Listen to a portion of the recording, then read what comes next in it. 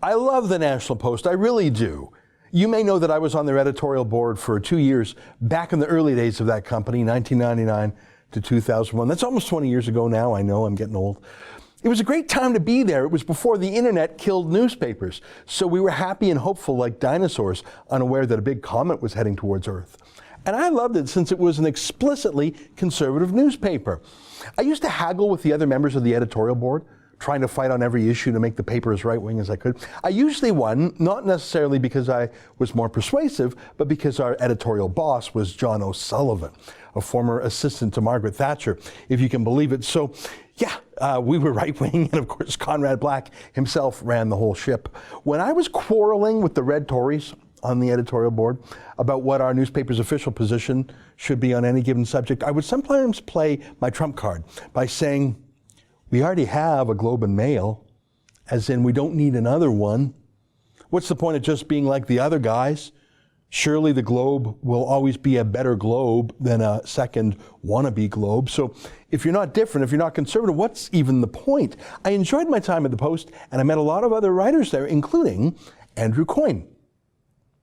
Well, a third of my life has passed since I left there in 2001, half my adult life, I guess.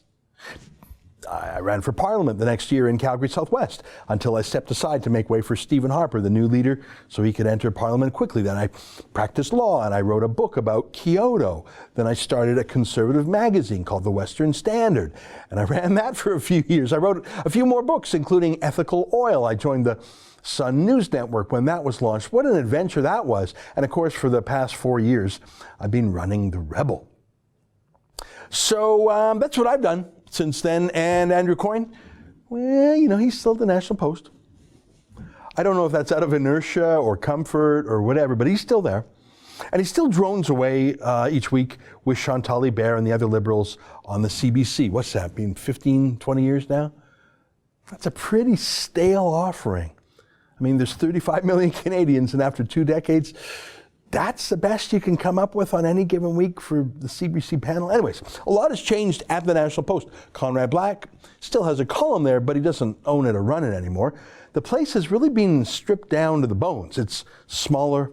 The newspaper's a lot thinner than it was. A lot of it is just recycled left-wing wire stories from the U.S. I mean, here's an embarrassing example. We are in deep trouble.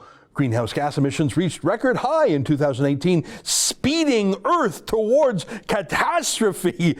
Really? Hey guys, did you know we're speeding towards catastrophe? Is that really what's happening? Does anyone believe that?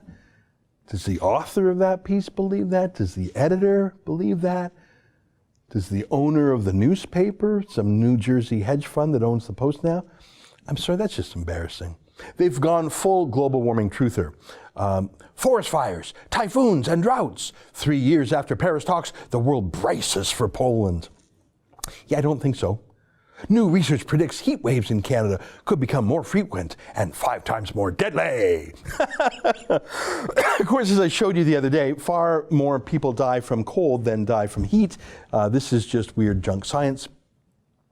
Here's another one. Across the Arctic, bubbling lakes are leaking carbon dioxide, methane, and other dangerous greenhouse gases. Is carbon dioxide really dangerous? Because I'm exhaling it now, and I don't want to put anyone in jeopardy. Is any naturally occurring gas that comes out of a pond, is it really dangerous? They've gone so weird on Islamic terrorism, too. They used to be so strong. Here's a crazy story by Terry Glavin.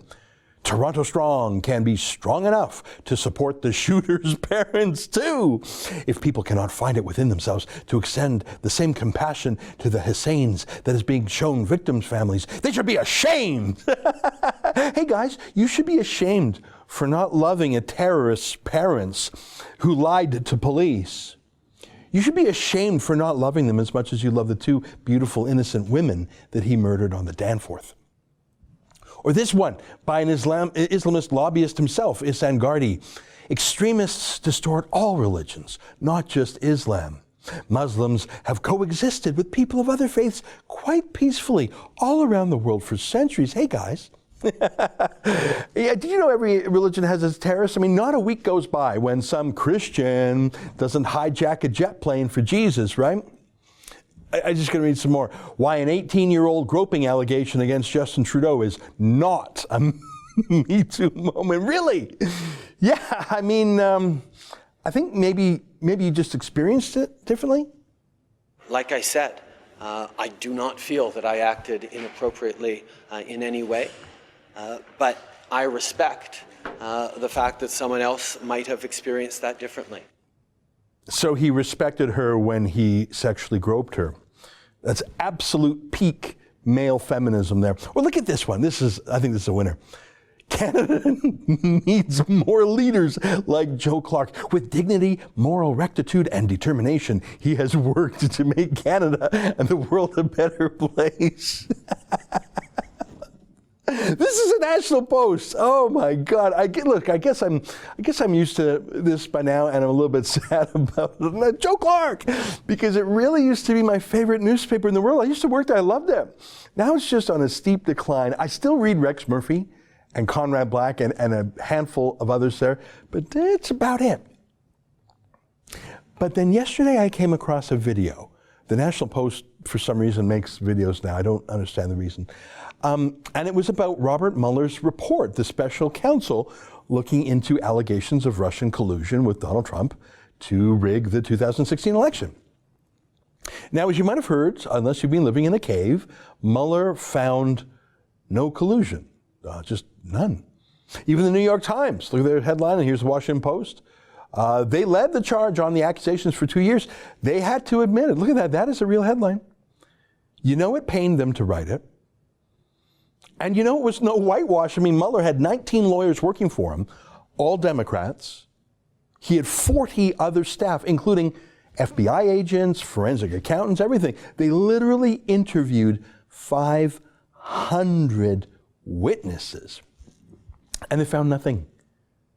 Mueller wrote a 300-page report and submitted it to his friend, Bill Barr. That's Mueller on the right, Bill Barr on the left. I mention they're friends because they've known each other a lot longer than Trump has known Barr.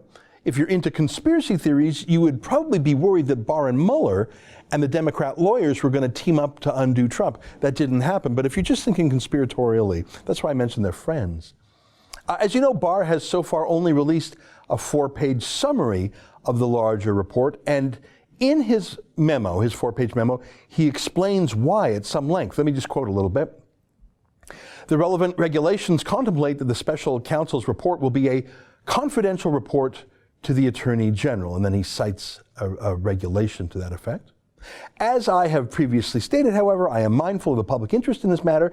For that reason, my goal and intent is to release as much of the special counsel's report as I can, consistent with applicable law, regulations, and departmental policies. So he has to take out parts of the memo that are confidential for legal reasons, like ongoing court cases. For example, you don't want to reveal your case to the public before you go to trial. Anyone who says they're surprised by this not only doesn't know the rules for special counsels, but hasn't read Barr's summary, because he goes into some detail about why he can't just release all 300 pages. Let me read just a little bit more for you.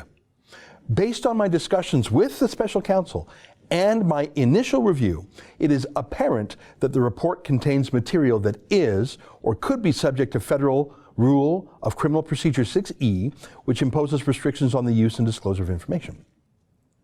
Now, I'm beating a dead horse here, but I'm trying to show you that not only are there strict rules about just dumping a bunch of legally confidential material in the public domain without redacting some pages first, but the bigger point is Barr and Mueller have been working together on this. He just said so. He said he was talking to the special counsel. That's Mueller. So this isn't some sort of trick that Barr is playing on Mueller. They are working together. And by the way, they're old friends. I guess it's obvious that they've been working together, and you're probably wondering why I'm really emphasizing this, but it's because of the National Post video I want to show you. Let me remind you of just one more thing before we get to the National Post video. Most of this 4-page memo is Bill Barr's summary of the 300-page Mueller report, done in cooperation with Mueller and his staff. But there is one line that's copied word for word from Mueller's report, and it's this one. The investigation did not establish that members of the Trump campaign conspired or coordinated with the Russian government in its election interference activities. So they were looking for collusion and did not find it. 500 witnesses couldn't find it. That's really all you need to know. And that's quoting Mueller himself. And that's why that was the headline in the New York Times and the Washington Post, right? I mean, there's just no collusion. Sorry, it's just didn't happen. There was one more question about whether or not Trump tried to obstruct Mueller's investigation. Mueller said he didn't come to any conclusion on that, but handed that over to Barr. And let me quote that part, and I'm almost done, and then I'll show you the Coyne video and you'll understand why I'm going through this. The report's second part addresses a number of actions by the president, most of which have been the subject of public reporting, that the special counsel investigated as potentially raising obstruction of justice concerns. So that's basically Trump, whenever he would tweet that he hates the inquiry, it's a witch hunt, it's unfair, it's all Democrats, maybe he'd pardon the people who were being investigated, that sort of thing. We already know all about that. Basically Trump being Trump and tweeting. And here's how that was ended by Barr. After reviewing the special counsel's final report on these issues, consulting with department officials, including the Office of Legal Counsel, and applying the principles of federal prosecution that guide our charging decisions, Deputy Attorney General Rod Rosenstein and I have concluded that the evidence developed during the special counsel's investigation is not sufficient to establish that the president committed an obstruction of justice offense. So two things. After talking to lawyers and considering the tweets and Trump's rants, they just don't think there's enough there to prosecute as obstruction. It's just Trump being Trump.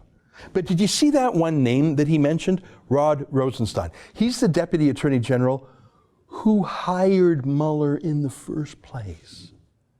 So again, this isn't Barr acting on his own or acting for Trump. It's Barr working with the permanent lawyers of the Justice Department and talking to the absolute guy who started the whole Mueller odyssey himself. That's why this was done. That's why this is over. There's no story here. That's why liberals who are serious journalists, even though they're liberals, that's why they've thrown in the towel on this collusion thing. It's over. There's nothing here. New York Times, Washington Post, everyone, it's over.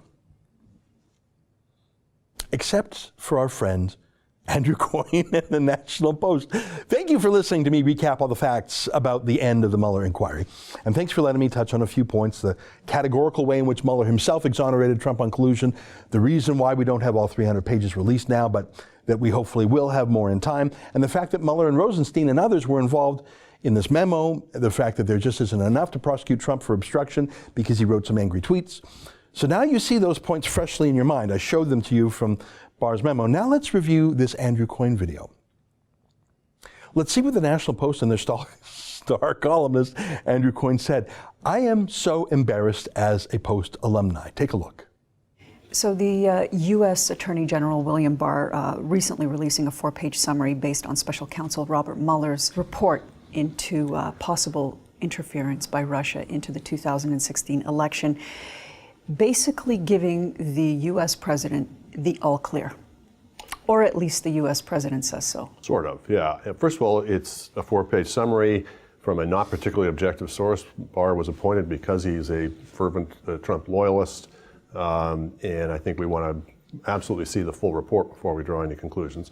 Even on that 4-page report, that account of Mueller's account, it doesn't say that there's no evidence he did anything. Even on the particular question of collusion. Okay, how many errors, how much spin did you see there in that, 30 seconds? Barr was appointed because he's a fervent Trump loyalist. Well, I guess any cabinet secretary is going to be loyal to the president. But he was approved by the United States Senate after a confirmation hearing, and moderate Democrats voted for him too. You heard Coyne imply that we can't trust Barr's summary of the Mueller memo, even though I just showed you Barr wrote his memo after lengthy conversations with Mueller himself, and he explained why, under the special counsel law, he can't reveal more now, but he wants to soon. But Coyne just told National Post viewers that we can't trust the Barr memo. I think Coyne's a bit of a truther. He really is so paranoid he thinks Barr is lying or tricking the world, as if Mueller would remain silent if that were the case. Coyne just said Mueller doesn't exonerate Trump on collusion. Did Coyne even read the memo? The investigation did not establish that the members of the Trump campaign conspired or coordinated with the Russian government in its election interference activities. Again, that's quoting Mueller. There's no evidence. There's 500 witnesses, thousands of subpoenas, 40 people hunting for evidence for 2 years, and they didn't find any. Why did Coyne pretend it's not settled? Or maybe he just didn't even bother to read the memo? He just repeated something maybe he saw on Twitter. Here, watch a little bit more. It doesn't say that there's no evidence he did anything. Even on the particular question of collusion, it simply says there's not enough evidence, according to Barr, not enough evidence to warrant, further proceedings. That's not the same thing as no evidence, and it's certainly not the same thing as a blanket exoneration that he's never done anything wrong in his life. Hey, hang on. When Barr said there was not enough to prosecute, he was talking about the obstruction issue. Trump tweeting about the special counsel, ranting about how it's a witch hunt. Coyne is pretending that part, where Barr says there's not enough to prosecute, Coyne is pretending that was about the collusion. No, Mueller is categorical. There was no collusion. That whole not enough to prosecute thing is Barr on obstruction. Why is Coyne saying otherwise? Watch some more. And it's certainly not the same thing as a blanket exoneration that he's never done anything wrong in his life, which is the way this is going to be used, by the way. In the simplicities of politics, this is now going to be waived anytime anybody accuses Trump of anything. But I think there's a lot more still to be found, even on that particular question of the collusion, because what we do know, it's not contested, is that Russian operatives came to Donald Trump Jr. and said, we've got dirt on Hillary that came from Russian sources. Would you like it? And he said, yeah, I love it, especially if it's as you say. There are multiple meetings of Trump operatives with Russian operatives, which they then lied about, and some of whom have gone to jail over. So there's all kinds of context. Whether it all adds up to collusion or such is another question. No, it's not another question. The question has been answered. 500 witnesses were interviewed, thousands of subpoenas, 2 years. There's no evidence. I mean, it's true, some people were convicted of lying to Mueller. A couple of guys had frauds in their past unrelated to the Trump campaign. But let me read one more part of the Mueller report summarized by Barr. The special counsel did not find that the Trump campaign or anyone associated with it conspired or coordinated with the Russian government in these efforts, despite multiple offers from Russian-affiliated individuals to assist the Trump campaign. So that was specifically spoken to. It's not an open question. Why is Coyne misleading his viewers? The Russians offered help. Trump and his team did not coordinate, did not take help. Multiple times he said no. That's what Mueller said. Why is Coyne pretending this is a live question? I don't know if Coyne is lying or if he himself is clueless, or actually my working theory is that Coyne's just such a Trump hater, he can't bring himself to accept the truth, that Trump didn't do anything wrong. He just has to hold out hope that there was some proof somewhere that this 2-year, 40-person Democrat-led investigation didn't find. He's like those Japanese soldiers found in the jungle in the 1950s who were cut off from the main army, who didn't know that World War II ended in 1945. They just were cut off and they just kept fighting until the 50s. Coyne literally said there's a lot more still to be found. He said that. He's a truther. He's that Japanese soldier in the jungle in the 1950s. What's also documented and not in dispute by anybody serious is that the Russians went to great lengths to try and help Trump get elected. Now, whether they did so in collusion with Trump is another matter, but they seem strangely insistent on that they wanted him to be elected, and he's paraded all kinds of strange behaviors of deference towards Vladimir Putin and towards Russian foreign policy objectives, for example, trying to harm NATO, trying to break up the European Union, and so on. Now, this is pure truther territory. Is Trump trying to harm NATO? Is he really? So he's got a funny way of doing it. Here, listen to the head of NATO praise Trump for pressuring the other members of NATO to increase their NATO military spending. Listen to this.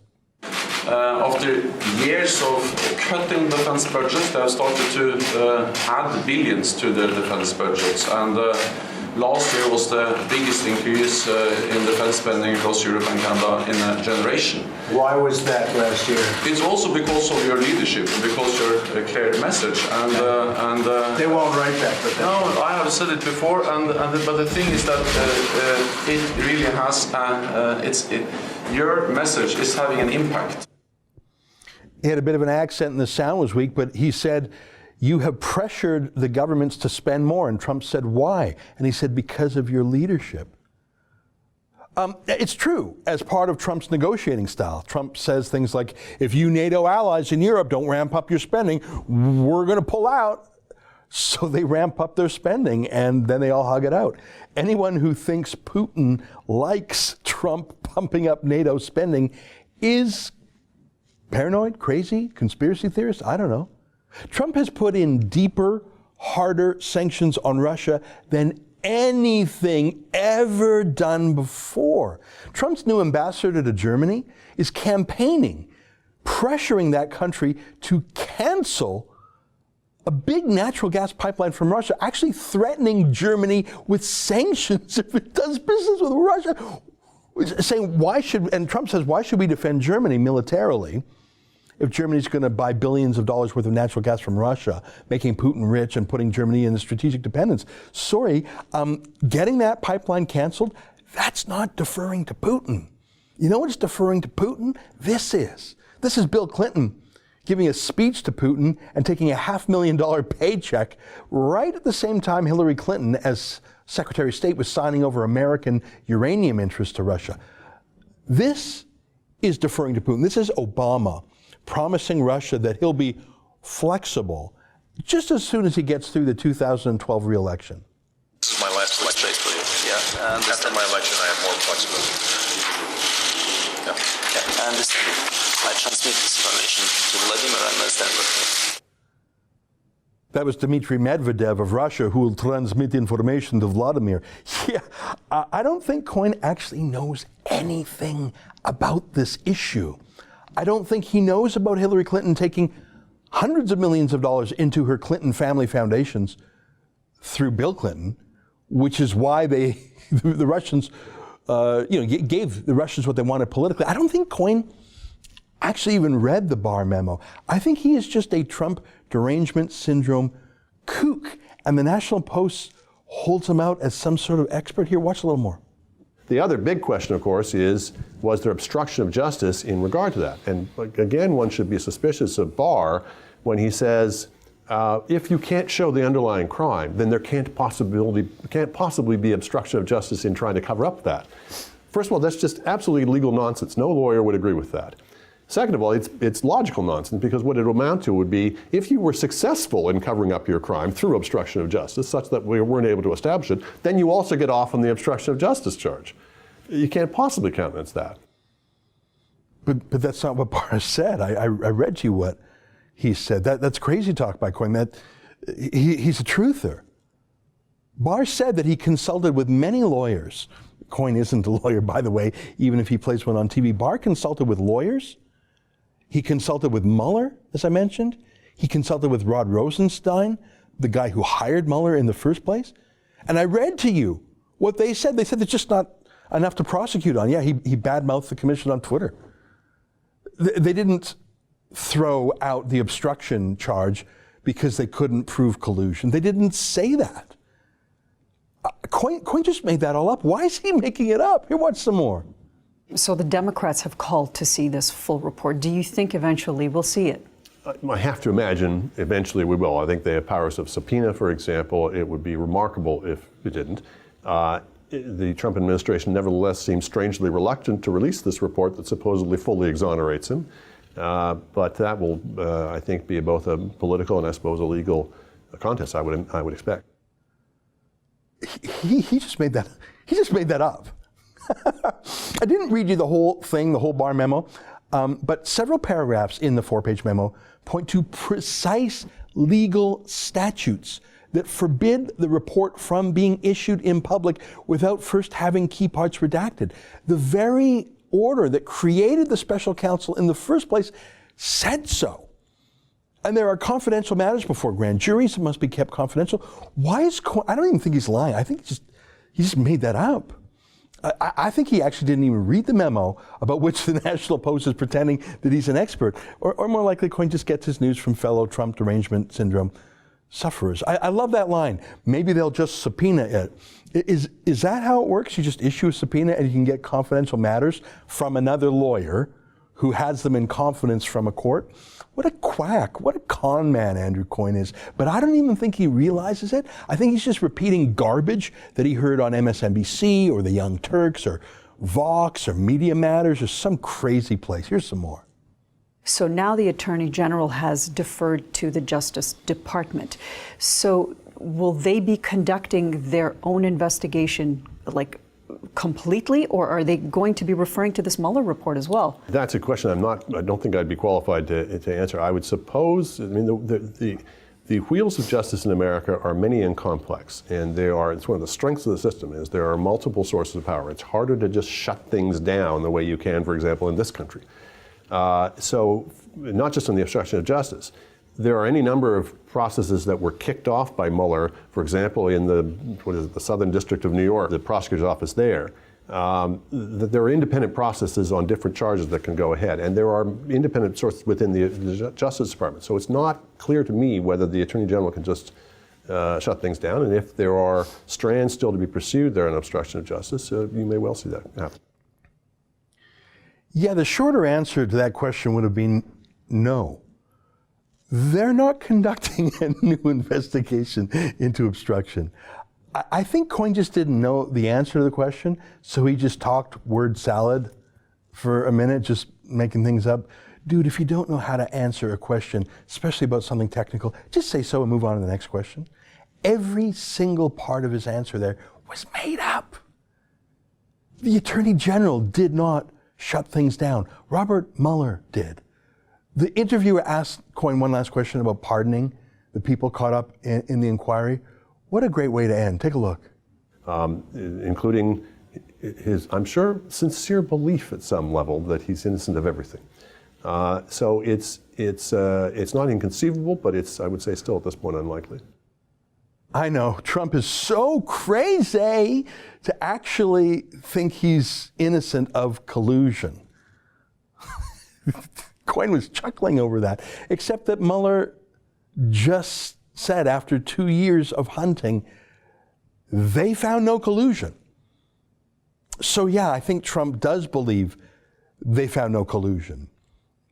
My friends, the National Post has fallen far, far, far. They are an embarrassment every day, and they're tired, washed up columnist who comes across as an expert, really knows nothing and just makes it up. He just makes it up. That is fake news. That is a conspiracy theorist.